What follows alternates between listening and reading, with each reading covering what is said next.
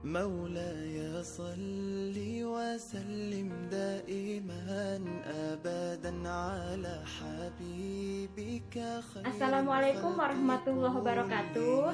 Kami dari kelompok 2 kelas PGMI 2 semester 3 mata kuliah FIQ atau usul FIQ, dosen pengampu Ibu Ova Yuni MA. Perkenalkan, nama saya Noni Indarini. Saya selaku moderator yang beranggota Sofna Margatila, Sintasima dan Dahlia Ritona.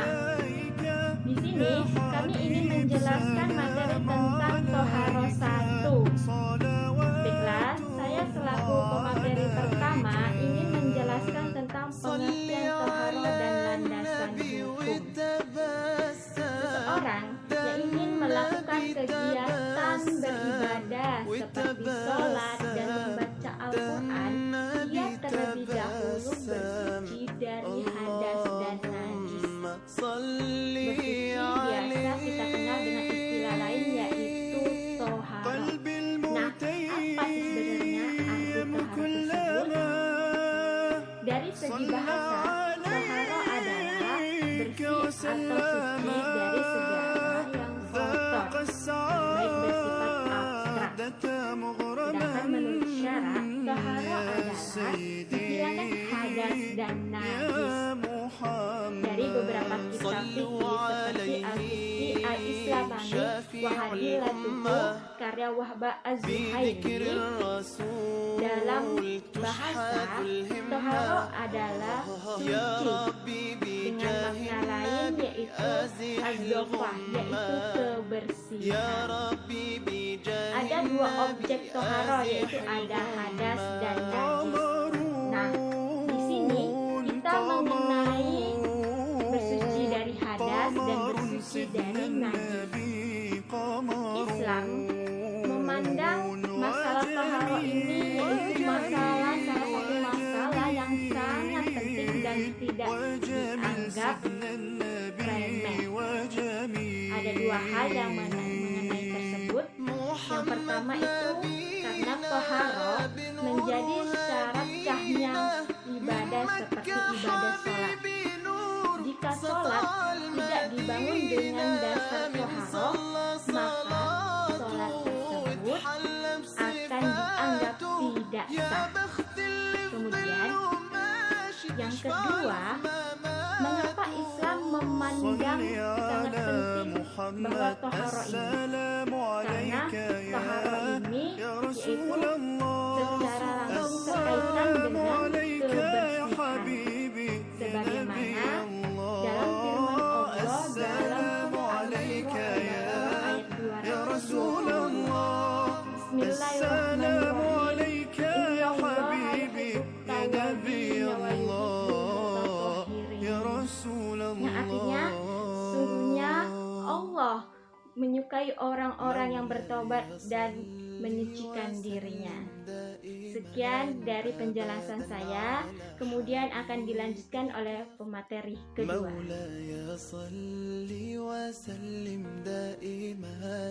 Selanjutnya saya Sofna Margatila akan menjelaskan apa itu benda-benda yang termasuk najis. Yang pertama itu bangkai. Bangkai itu menurut Syahid Sabit dalam fikih sunnah ialah hewan yang mati dengan sendirinya atau hewan yang mati tidak disembelih menurut syariat Islam. Yang termasuk dalam kategori bangkai adalah sebagai organ tubuh hewan yang dipotong saat hewan tersebut dalam keadaan hidup-hidup. Nah, yang kedua ada darah. Darah itu semua jenis darah yang mengalir atau masuk Tuhan, hukumnya itu najis. Hanya ada dua darah yang dihalalkan Allah SWT, yaitu hati dan muntah.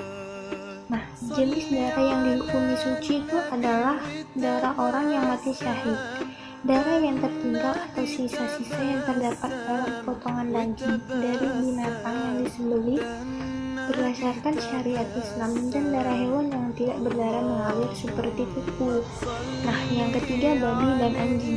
Babi dan anjing ini termasuk hewan yang najis. Kenapa? Karena Islam mengharamkan babi dan anjing untuk dikonsumsi.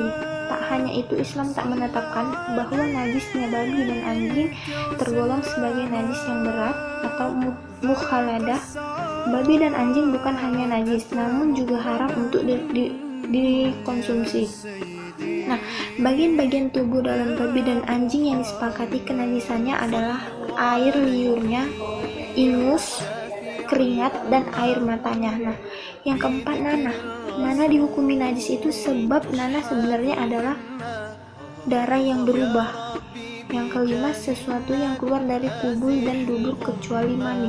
Nah, semua hal yang keluar dari dua jalan tersebut dalam bentuk apa saja, baik berupa benda cair maupun padat, semua dihukumi najis kecuali air mani. Nah, yang keenam, minuman keras dan sejenisnya.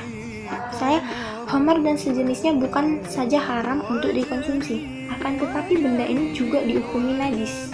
Nah, adapun cara mensucikan najis, yang pertama itu najis mukhallazahah atau najis berat. Apabila sesuatu benda terkena najis mukhallazahah atau najis berat, maka benda itu hanya bisa disucikan dengan cara dicuci 7 kali, yang salah satu diantaranya merupakan menggunakan debu yang merata pada seluruh tempat yang terkena najis. Nah, adalah wajib hukumnya untuk meratakan tempat atau pakaian terkena najis mukhallazahah dengan air yang dicampurkan debu. Menurut pendapat yang ashar, penggunaan debu tidak bisa digantikan dengan bahan lain seperti abun atau asyam. Dan adapun sabda Rasulullah SAW berbunyi, an Abi Hurairah an Nabi SAW qala tuhuru inna'i ahadikum idza walagha fihil kalbu an yughsala sab'a marari ulahunna busarrogi, yang artinya dari Abu Hurairah radhiyallahu anhu dari Nabi Muhammad SAW, beliau berkata, kesucian berjamaah salah seorang di antara kalian, kalau di dalam dijilatnya anjing, hendaknya dicuci 7 kali, salah satu di antaranya dengan tanah. Hadis riwayat Muslim dan Abu Daud. Nah, yang kedua itu najis mutahwasithah atau najis sedang. Jika najis mutahwasithah ini berupa najis ainiyah atau najis yang dapat diketahui dengan menggunakan indera manusia, maka menghilangkan zat najis tersebut adalah wajib.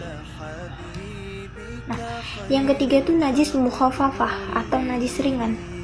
Najis mukhafafah ini adalah najis yang mendapat toleransi dari syara, sehingga tidak wajib dihilangkan dengan cara dicuci. Meskipun terdapat banyak air, cara untuk mensucikan najis tersebut cukup dengan memercikkan air pada tempat yang terkena najis tersebut dan tidak disyaratkan untuk mengalirkan air. Mayoritas ulama berpendapat bahwa air seni anak kecil adalah najis. Oleh sebab itu, syar'i atau Allah dan Rasulullah memberikan keringanan pada proses penyuciannya. Adapun air kencing bayi perempuan maupun bayi humsah atau berkelaminan ganda hendaklah dicuci sebagaimana halnya air kencing perempuan dewasa. Begitu pula halnya dengan air seni bayi laki-laki yang sudah memakan makanan selain ASI. Sesuai dengan sabda Rasulullah SAW, an Umma Qaisi binti Mihuna'anha atas Rasulullah SAW bi'idnillaha lam yazalu an yakulla ta'ama qala Ubaidu billahi ahbara sanai annabatuha zalika balafi hazari Rasulullah sallallahu alaihi wasallam fada'a Rasulullah sallallahu alaihi wasallam bima'in fanadahahu ala subihi walam yahsilhu qaslan, yang artinya dari Ummu Qais binti Muhsan radhiyallahu anhu bahwasanya dia pernah datang menghadap Rasulullah SAW dengan membawa bayi laki-lakinya yang belum makan makanan. Kata Ubaidullah, Ummu Qais memberitahu saya bahwa bayi laki-lakinya kencing di pangkuan Rasulullah. Kemudian Rasulullah meminta air dan memercikkannya pada bajunya tanpa membasuhnya. Hadis riwayat Muslim. Sekian dan terima kasih yang sudah saya jelaskan.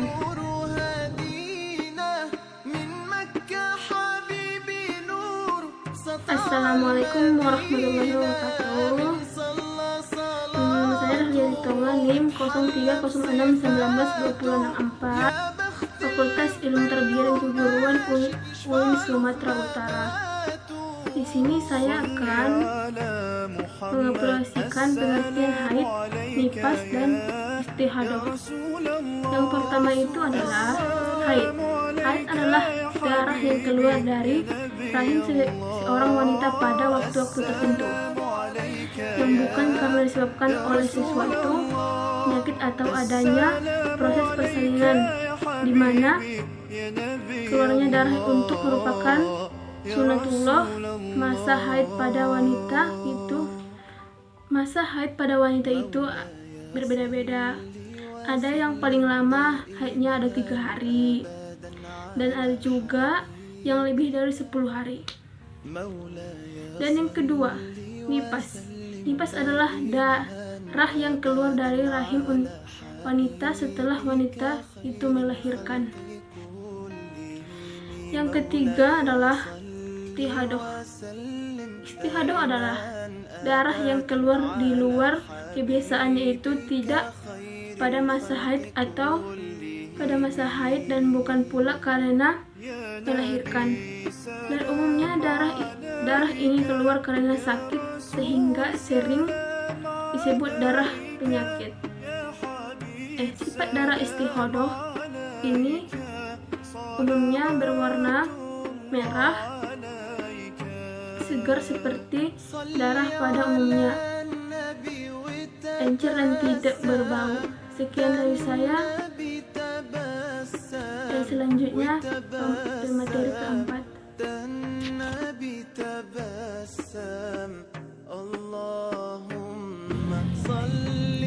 Assalamualaikum warahmatullahi wabarakatuh. Saya Sinta Sima dengan NIM 0306192047. Saya akan membahas hal-hal yang dilarang saat haid dan nifas. Yang pertama yaitu sholat. Sholat adalah kewajiban bagi setiap umat manusia. Maka di saat kita sholat, kita harus bersuci dengan cara berwudu. Karena jika kita tidak bersuci, apalagi di saat kita melakukan kotoran dan najis di saat kita sholat, maka sholat itu batal. Lalu puasa. Puasa adalah kewajiban juga. Di saat kita mengeluarkan yang namanya haid atau nifas, itu adalah darah yang kotor dalam tubuh, walaupun dia tidak termasuk dalam kotoran dalam tubuh maupun najis, kita tetap tidak boleh berpuasa di saat kita haid dan nifas. Lalu membaca dan memegang Al-Quran, karena Al-Quran adalah mushaf Allah dan itu adalah sangat suci, karena di dalamnya kita bisa belajar dan mengajar di dalam Al-Quran.